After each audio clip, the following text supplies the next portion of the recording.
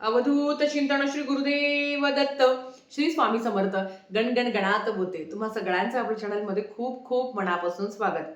यंदा 8 फेब्रुवारी 2026 वार रविवार ह्या दिवशी गजानन महाराजांचा प्रगट दिन आहे. जे लोक श्रींची सेवा करतात, श्री गजानन महाराज यांना श्री सुद्धा म्हणतात, त्यांच्यासाठी हा दिवस अतिशय महत्वाचा आहे. हा दिवस कसा साजरी करावा, कुठली सेवा करावी, त्या संदर्भातलीच आपण माहिती घेणार आहोत. बघा, गजानन महाराज म्हटलं तर अतिशय दयाळू. त्यांनी भक्तांसाठी खूप लीला केल्या. त्यांनी भक्तांना चांगल्या मार्गात आणलं. त्यांच्या आयुष्यातील दुःख संकट त्यांनी भक्तांचे दूर केले.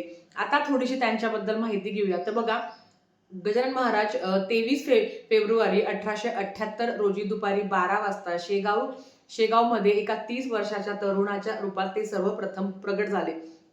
त्यांची समाधी ही 8 सप्टेंबर 1910 म्हणजेच ऋषी पंचमीच्या दिवशी त्यांनी संजीवन समाधी घेतली आहे.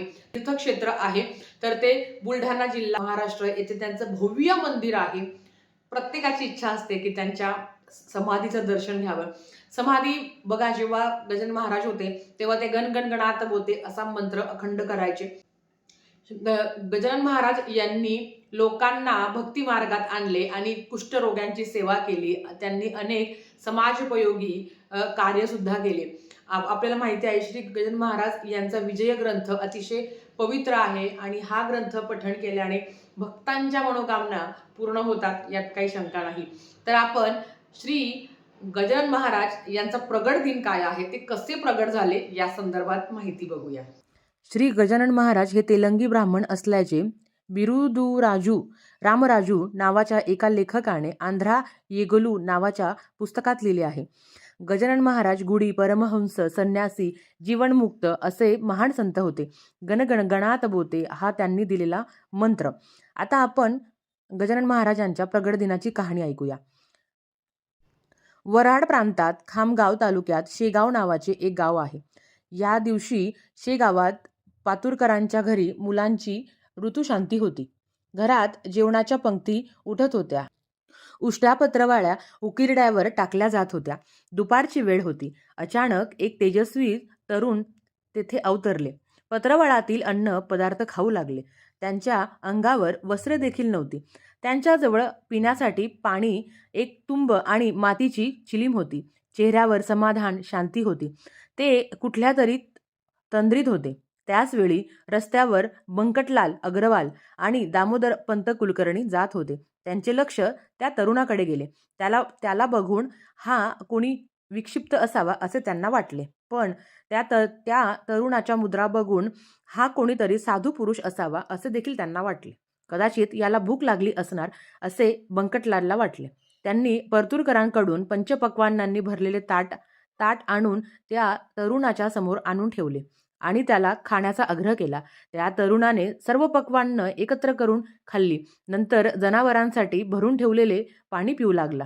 ते बघतातच दामोदर पंत कुलकर्णी म्हणाले, पाणी घाण आहे, पिऊ नका.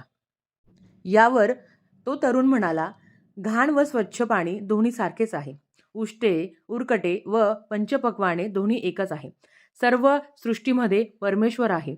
घाण पाणी म्हणजेच परमेश्वर, स्वच्छ पाणी म्हणजेच परमेश्वर आणि पिणाराही त्याहून वेगळा नाही, म्हणजेच तोही परमेश्वरच.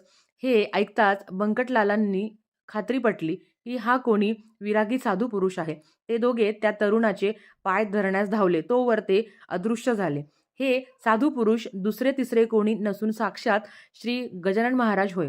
ते त्या दिवशी शेगावात अवतरले. तो दिवस शके 1800 मधील माघवद्य सप्तमी आहे. तर ही होती श्रींबद्दल माहिती. गजानन महाराजांना श्री म्हणजे त्यांना श्री सुद्धा म्हणायचे आणि ते आजही आपण त्यांना श्री ह्या नावाने हाक मारतो.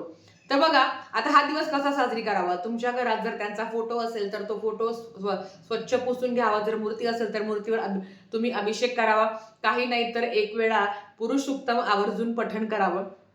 दिवसभर श्री गजानन महाराज यांचा जो ग्रंथ आहे, विजय ग्रंथ, जो अतिशय पवित्र दिव्य आहे. बऱ्याच घरात ना याचं पारायण सुरू असतं. काही घरात म्हणजे तो 21 अध्यायाचा तो ग्रंथ आहे. तर काही घरात ना 8 दिवस आधी 3-3 अध्याय पठण करून शेवटच्या दिवशी सांगता केली जाते. तुमची इच्छा असेल तर तुम्ही 3 दिवसाचं पण पारायण करू शकता, म्हणजे आज, उद्या, परवा, किंवा रविवारी सुद्धा पूर्ण ग्रंथाचं तुम्ही पारायण करू शकता. बघा, अतिशय सोपा आणि साधा ग्रंथ आहे तो. तुम्हाला जर शक्य असेल तर रविवारी सुद्धा तुम्ही पारायण करू शकता. 21 अध्यायाचं ज्या पद्धतीने स्वामी चरित्र सारामृत आहे ना, त्याच पद्धतीने हा सुद्धा ग्रंथ आहे आणि तुम्हाला याची तुमची जर इच्छा असेल तर याचं पारायण करायचं आहे. प्रगट दिनाच्या दिवशी आपल्याला माहिती आहे की त्यांचे आवडते पदार्थ, खरं तर त्यांनी खूप चांगलं कार्य केलं. त्यांनी प्रत्येक जीव हा समान मानलेला आहे. त्यांनी कधी भेदभाव नाही केला. त्यांनी जसं मी तुम्हाला मगाशी सांगितलं की त्यांनी त्यांनी कुष्ठरोग्यांची सुद्धा तेवढीच सेवा केली, लोकांना भक्ती मार्गात आणलं. त्यांचा आवडतीचा नैवेद्य म्हणजे पिठलं, भाकर, ठेचा, कांदा. आजही आपण शेगावला गेलो तर त्याचाच प्रसाद खायला मिळतो, जो जगात भारी आहे. जे त्या प्रसादाची चव कुठल्याच पिठल्यात येत नाही. तुम्ही जर तिकडच्या जवळपासचे असाल तर खरंच तुम्ही भाग्यवान आहात. कारण एक सांगावं असं वाटतं, जगात भारी काय असेल तर ते शेगावचं आहे. जिथे शिस्त म्हणजे शिस्त आहे. तिथे म्हणजे आपण जेव्हा बघत असतो, तुम्ही जर कधी मंदिरात गेला असेल, तुम्ही दर्शनाला गेला असेल तर बघा तिथे श्री म्हणजे प्रत्येक जण श्री श्री हाच त्यांच्याकडे उच्चार असतो. कोणाला पण ते श्री नावानेच हाक मारता, एकमेकांचा रिस्पेक्ट करता आणि सगळ्यात महत्त्वाचं तिथली स्वच्छता जगात नाहीये. आणि आजही श्री गजानन महाराज यांचे भक्त जगभर आहे. सगळ्यात भोळे कोणी असेल तर ते होते. त्यांनी कधी कोणाबद्दल भेदभाव केला नाही. आणि सगळ्यात महत्वाचं अन्नदान, ते स्वतः न खाता त्यांनी प्राणी मात्रांचा जीव वाचवला आहे, त्यांना अन्नदान केलं आहे आणि त्यांचंच उष्ट त्यांनी ग्रहण केलेलं आहे. ह्या दिवशी बऱ्याच ठिकाणी ना भंडारा आयोजन केलं जातं. बऱ्याच घरात जर तुम्हाला जर कोणी बोलवलं ना भंडारा खाण्यासाठी तर तुम्ही आवर्जून जा. मंदिरात तर असतो पण बऱ्याच लोकांच्या घरात सुद्धा मोठा कार्यक्रम असतो. नक्कीच तुम्ही तिकडे जा आणि तो प्रसाद ग्रहण करा. त्याच्याबरोबर ह्या दिवशी तुम्ही पण तुमच्या घरात पिठलं भाकर तुम्ही करू शकता. तुम्ही जो काही ठेचा आहे तो करू शकता, कांद्याची फोड असा नैवेद्य तुम्ही सकाळी किंवा संध्याकाळी जसं तुम्हाला जमेल तसं तुम्हाला त्या श्रींना अर्पण करायचा आहे. या आमच्याकडे फोटो नाही आहे तरी सुद्धा तुम्ही तुमच्या घरात महाराजांचा फोटो आहे, मूर्ती आहे, तिथे तुम्ही त्यांना नैवेद्य दाखवू शकता. श्री हे प्रगट झाले होते. ते त्यांनी कोणाच्या पण पोटी जन्म घेतला नाही. ते कुठून आले, काय आले हे अजूनही गूढ आहे. त्यांनी समाजासाठी खूप चांगलं कार्य केलं आणि आजही शेगावला प्रत्येकाने जावं, प्रत्येकाची इच्छा असते. कारण तिथलं वातावरण, तिथली सकारात्मकता आयुष्यात खूप काही देऊन जाते. गणगण गणात होते. जरी तुमच्याकडे विजय ग्रंथ नसेल तर गणगण गणात होते तुम्ही दिवसभर अखंड गणगण गणात होते, गणगण गणात होते हा मंत्र त्यांनी भक्तांसाठी तर दिला, पण ते सुद्धा श्री प्रत्येक वेळेस तो ग्रंथ म्हणजे तो काही मंत्र आहेत त्यांचं ते नामजप करत होते.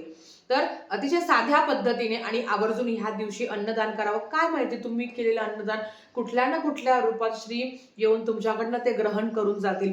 नक्कीच आपण एखाद्या प्राण्याला जरी खाऊ घातलं, एखाद्या गोरगरिबाला जरी खाऊ घातलं, ते खूप महत्वाचं आहे. कारण अन्नदान हे सगळ्यात श्रेष्ठ मानलं गेलं आहे. ज्यांना मासिक धर्म सूतक वेटाळ असेल तर त्यांनी मंत्रजप हा केला तरी चालेल, बाकी काहीच करायची गरज नाही.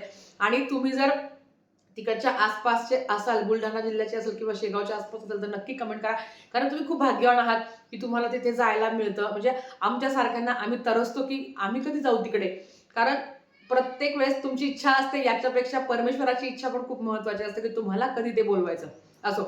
तर आजच्यासाठी फक्त इतकं झालेली सेवा स्वामींच्या चरणी मी रुजू करते आणि आजचा व्हिडिओ इथेच थांबवते. आवडला असेल तर लाईक शेअर सबस्क्राईब करा. श्री स्वामी समर्थ.